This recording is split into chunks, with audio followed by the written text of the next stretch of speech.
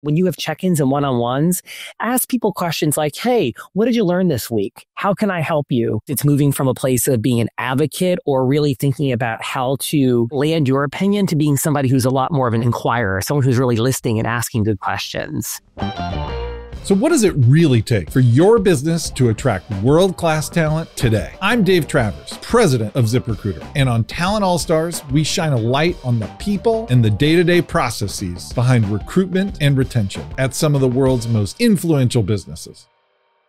Today's show is a special one because we have a Talent All-Star from one of the world's most influential companies, Google. Brian Glaser is Google's Chief Talent and Learning Officer, and he's played a critical role in shaping its famously employee-friendly, learning-oriented culture. He even founded an internal school for Google's leaders. So today, Brian shares his advice for building a culture of learning and development at any company, his tips for managing change and staying adaptable, and a couple of specific questions you can use in your next one-on-one. So without further ado, let's bring him in. Brian Glaser, welcome to Talent All-Stars. Thank you, Dave. It's great to be here. Thanks so much for having me. So excited to have you. Okay, so you have an amazing background, JetBlue, Google, so many interesting things you've done. You're this big fancy executive with a fancy title. But before we get there, as you trace back through your career, when did people and talent feel like something that this isn't just my next job or my current title, but this could be a career and a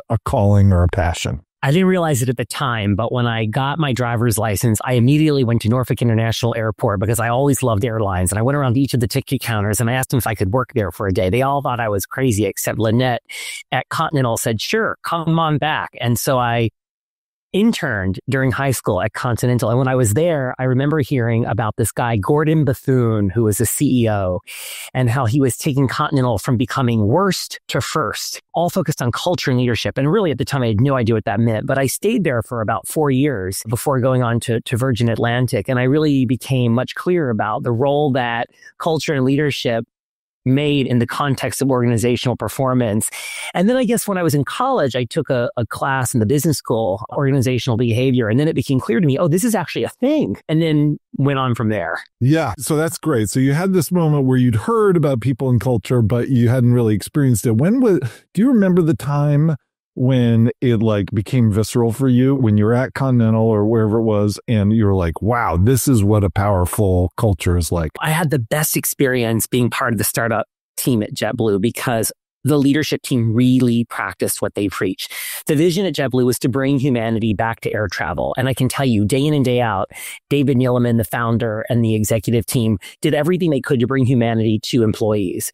Their premise was, if we do this inside, it'll happen on the outside. If we treat our employees with respect and dignity and make them feel like they really matter, they will then pay that forward to the customer. So it was the first time when I could see the ways of working inside have a direct impact to what happens on the outside. And in fact, if you're not doing that within your organization, it's going to be really hard to build that brand reputation outside your organization. Yeah, boy, that is so true. And the wisdom you just touched on where, expecting your employees to treat your customers well if you're not treating your employees well is a logical fallacy that people make without thinking about it. And the power of treating people well and just expecting that will therefore flow through to your customers, I think is super, super powerful. As someone who's flown JetBlue, I get it. It feels, and I remember, especially in those early days at that time in the air travel industry, it was visceral how different it felt. Okay, so then you went on and you started becoming a leader, not just a practitioner, not just someone who was learning.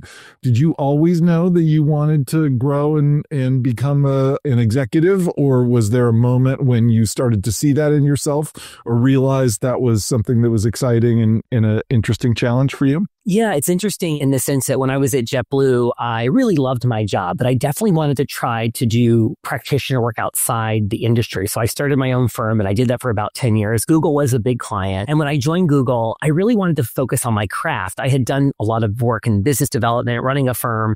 And although I liked that, I wanted to get back to my roots, practicing the work. So I was here for about 6 months. And I remember distinctly being in a room in Mountain View. And my manager at the time, Trudy, said to me, "Hey, Brian, I'm moving on to another team. I need to find someone who can take on this role. And I kept thinking to myself, God, who would be good for this? And I was brainstorming some ideas with her, giving her some names. And she said, I think you could do it. I looked around. What is she talking about? First of all, I wasn't really interested in managing people. I didn't really want a team. I wanted to just practice my craft. So I said, okay, Trudy, I'll do this. Let's call it 3 months and see where things go. And what I realized at that point, which I sort of knew in theory, but I didn't realize it in practice, is that I could either stay down the path of being a practitioner, which I love, and I still enjoy the work, or I can work with others and figure out ways to scale impact through them. Someone once told me you can either make lightning strike or create the conditions for lightning to strike. And I was well positioned, I think, to make lightning strike. But when I realized I can get work done through others and have an exponential impact, I got really excited about that in ways I couldn't necessarily do when I was external doing consulting. And so from there, started to really fall in love with this idea of leadership and management as someone who is doing the work versus someone who is consulting to people who are doing the work, and have been on that path ever since. That's awesome. So there's so many people, reflecting back on my own career and talking to others, where that early part of your career, where the idea of getting to the point where you're the one who gets to help make the lightning strike, as opposed to just implementing someone else's vision about how to do that. If you could go back in your career and think through to younger Brian, or to the younger Brian who's listening to this, and give them one piece of advice about how to go from that individual contributor to that leader role who's helping make the lightning strike, what would that be? Wow. I would say there's two things that I would probably give myself advice on that I didn't know at the time. One is, when you go from individual contributor to leader or manager, your signals and the feedback that you get changes. So no longer are you necessarily being recognized or being held to account for getting the project or the deliverable over the line. All of a sudden, you're now being assessed on whether or not you can build collaboration and connection among people with disparate ideas and help them come to a better outcome than they could have come to alone. And that's challenging because people are dynamic and they have different perspectives, which makes it wonderful and also daunting. So really rethinking your feedback signals, I think, helps a lot, so that you're not in a zone of wondering whether you're doing a good job. I think the other thing is that if you're wondering whether or not everyone else around you knows the answer and they're just waiting for you to figure it out, they probably don't know the answer either. And so letting yourself be a little bit more free and have agency to run an experiment, I wish I had done more of that. Instead, I think for a while I was wondering, gosh, am I being tested here? Are they just waiting for me to do what they think is right? It turns out a lot of the people I was working with, whether at JetBlue or Google, even on my own when I was consulting, they didn't necessarily know the right answer either. And so I wish I had been a little bit more free to venture out and try new things and learn and iterate, versus perhaps maybe waiting a little bit longer to step into that. Oh, that is so good, because I can identify with that so much. And I've seen others do this masterfully, where when you're in that room, and especially when you're one of the more junior people, but no matter what role you're in, when you're in that room and you're like, I am desperately trying to figure out something smart to say right now, because this is very difficult. It is such a power move to be like, man, this is a really hard one, you guys. Like, you can just see everyone's shoulders relax. Everyone laughs a little bit and is like, oh, now we can have the real conversation rather than put on this, I have this next one. Maybe if we slice the data 10 more times. But just having the self-confidence to label it like that is super powerful. It is, David. And the thing I find interesting about leadership is that many times people are looking to us to know and to remove uncertainty. People know when we don't know. People know when we're not exactly sure. And I think one of the most powerful things you can do is be vulnerable and say, look, this is a tough one. We've not crossed this bridge before. I'm not sure what the answer is, but ...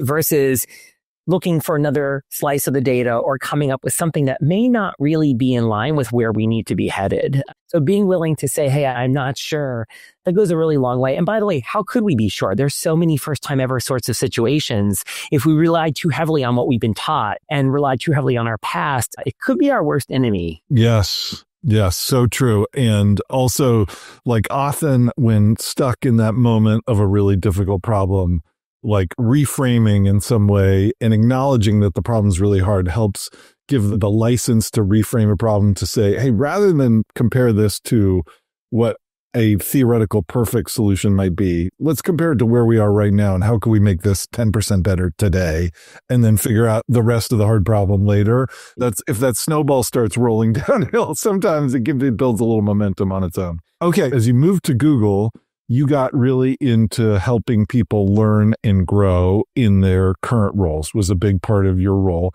For those in organizations that don't have as well developed a learning and development or internal university or anything like that, talk about what the power is and how to talk about getting the snowball rolling downhill. If I'm on a people team and we don't have a function where we're training people in an explicit way or a big department to do that, talk about the power of and how to get started on the journey of developing your own people in a really formal way. Yeah, no, it's a great question.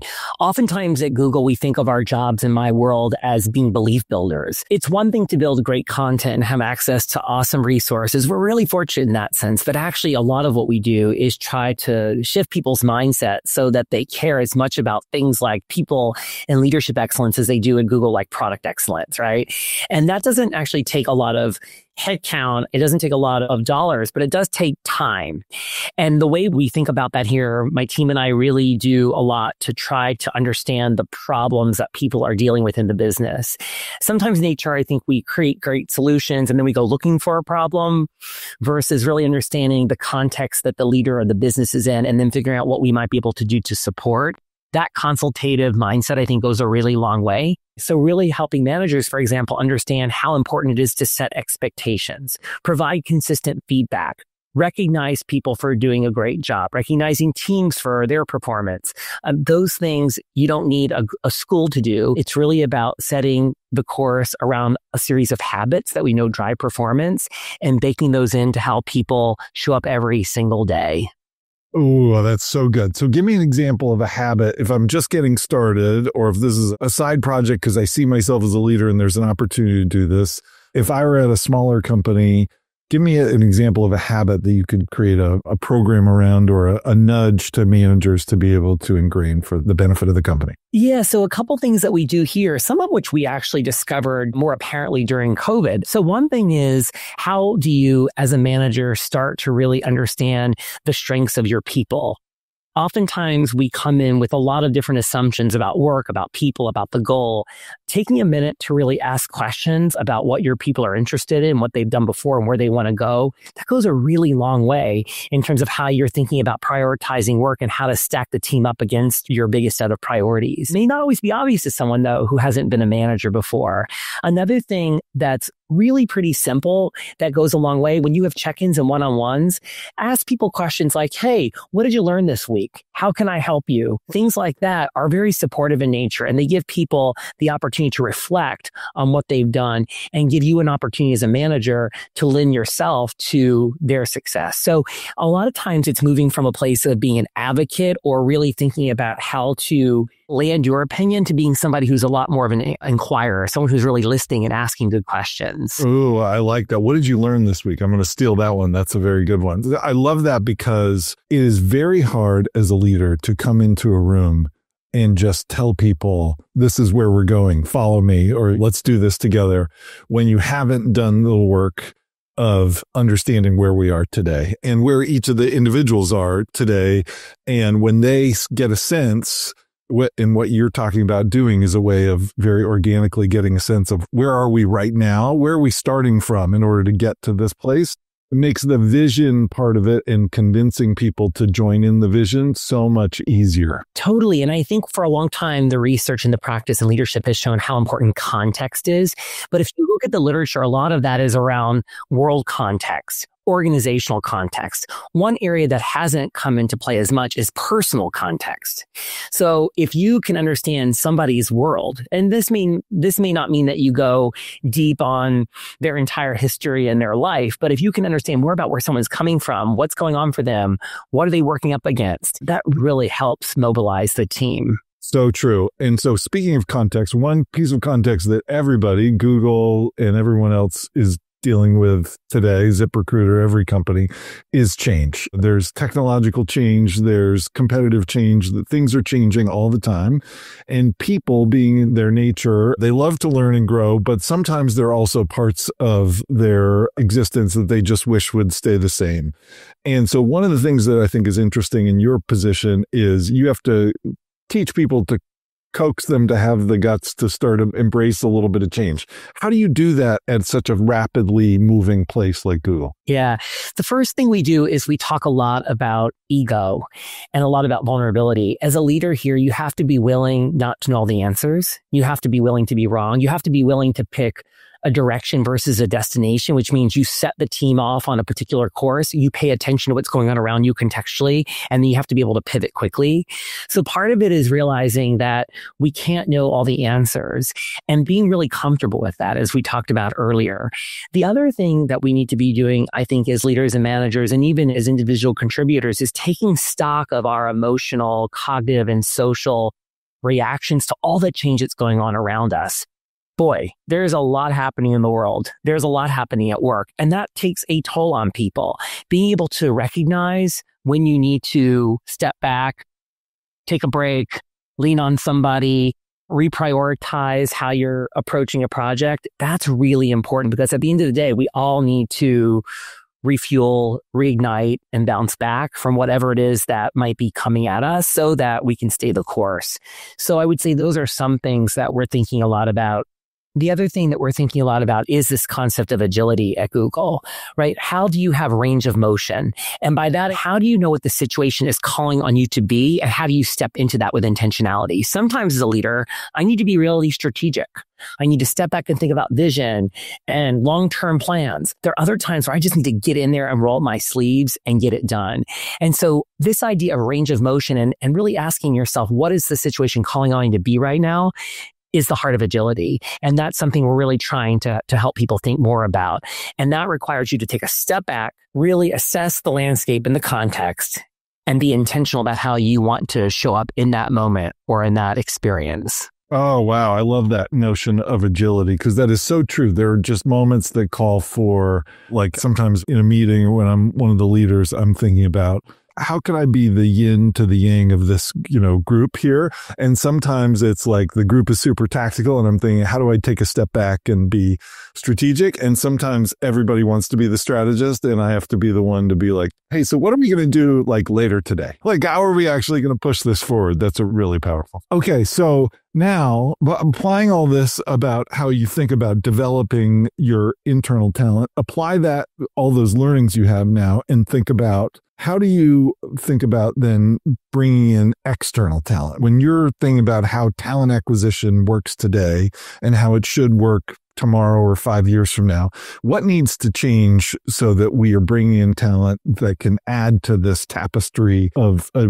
great more agility and learning faster and embracing change and all these things? What would you do differently than is done today at most companies to bring in talent? Yeah. So I think what we want to be able to say here at Google is that we are doing everything we can to create the conditions for people to learn and grow and to take on new, exciting roles. And so at the end of the day, we become the best school anywhere, because here you have access to the best learning experiences. We are cultivating future talent. That said, we'll never be able to cultivate all the talent that we need. We recognize that there are other people outside the company who have really important perspectives, that have different experiences that will really complement the work that this great talent at Google is doing.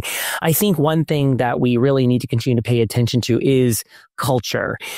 We have incredible people who apply to Google every year, and the people who come into Google have incredible technical chops. The question is, can they do some of the things that we've mentioned, right? Are they able to really be agile? Can they pivot quickly? Can they galvanize a team around them when they don't necessarily have their positional power to rely on? Because oftentimes we're working cross-functionally in this matrix, right? One thing I would say is that we need to be able to understand how people work just as much as what they know or what they've done in the past. Because at the end of the day, the most incredible technical expertise, if not channeled in this organization in a way that is conducive with ways of working, typically don't enjoy it. They typically don't enjoy it here, and the teams don't enjoy it either. So I think just a continued focus on not only what the person has done and what they can do, but how they go about bringing their superpowers to bear is critical. When you're thinking about bringing people in, thinking about, rather than how do we round off the person with the fewest weaknesses, but really empower someone to bring their superpowers and allow them to be a little bit pointy. Obviously, there are minimum standards for lots of different areas and things, but really unlock someone's superpower is such a great way of thinking about the recruiting process. Okay, Brian, at the end of these episodes, we always do the sort of rapid fire section where you're imagining you're getting in the elevator and it happens to be just you and the CEO as you hop in. So there's Sundar and at Google or at Alphabet. And he says, "Hey, Brian, I haven't seen you in a little bit. I'm thinking about my own team and I'm thinking about how to coach my leaders' teams. What's the one thing I should do this year to develop them even further? What could I do to develop my team? If you gave me one tip on something as I'm leading a team, what do I do to develop my direct team this year?" Great question, Sundar.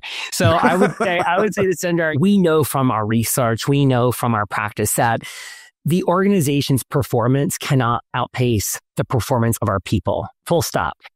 And in order to really make sure that our people are performing at the highest levels, we need to be able to provide them with not just incredible development experiences in the form of coaching and programs. We really need to be giving people new experiences. We need to really tap into mobility, because mobility gives you the opportunity to see different parts of the world. It gives you an opportunity to see different businesses.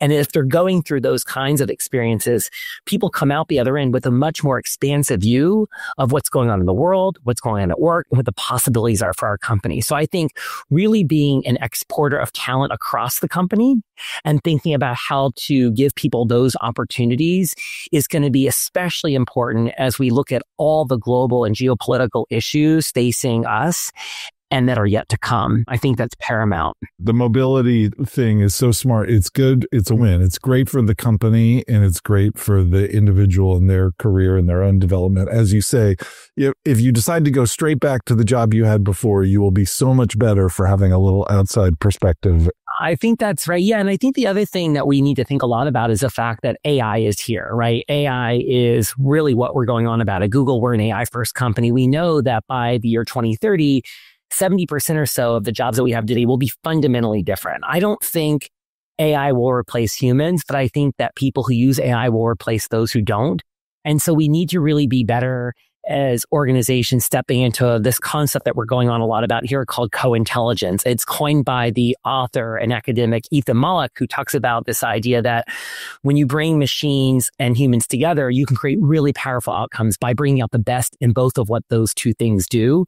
Helping our people understand what their relationship looks like with technology is going to be really important as we enter this AI era. And of course, for good reason, there are a lot of people who might be a little bit skeptical about this, right? It's very new. Getting people more comfortable with the conditions to experiment, try on new ways of bringing AI into their daily work routine to be more efficient and productive, I think is going to be super important, something that all CEOs, CHROs, and C-suites should be thinking about.